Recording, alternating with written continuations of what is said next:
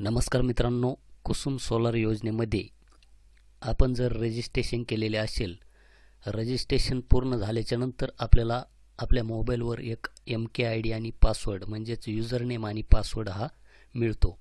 तर तो युजरनेम आणि पासवर्ड टाकून आपण आपल्या फॉर्मचे काही स्टेटस आहे ते चेक करू शकतात.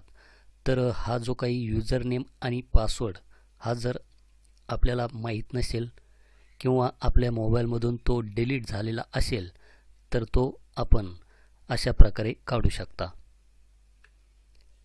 तर आपल्याला कोणत्या एका ब्राउझरमध्ये मेडा महाऊर्जा असे टाईप करायचे आहे आणि एंटर करायचे आहे. त्यानंतर आपल्याला इथे बेनिफिशरी लॉग इन याच्यावर क्लिक करायचे आहे आणि ही जी काही प्रोसेस आहे ही प्रोसेस आपण मोबाईलच्या माध्यमातून देखील करू शकतात. सेम प्रोसेस राहील मित्रांनो. तर येथे आल्याच्यानंतर आपल्याला येथे खाली रिसेंट युजरनेम आणि पासवर्ड याच्यावर आपल्याला क्लिक करायचे आहे.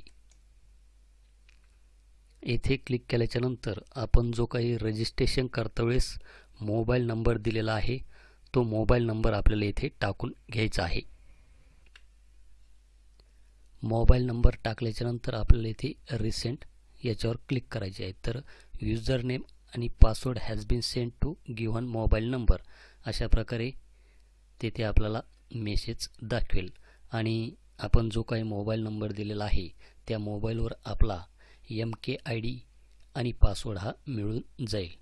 तर आपण तो येथे MKID आणि पासवर्ड टाकून आपण येथे लॉग इन करू शकता.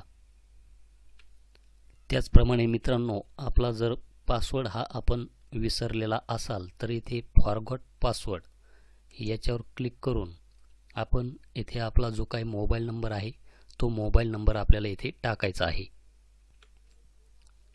मोबाईल नंबर टाकल्याच्या नंतर आपण इथे रिसेट या बटनावर क्लिक करायचे आहे. तर OTP हा त्या मोबाईलवर येईल.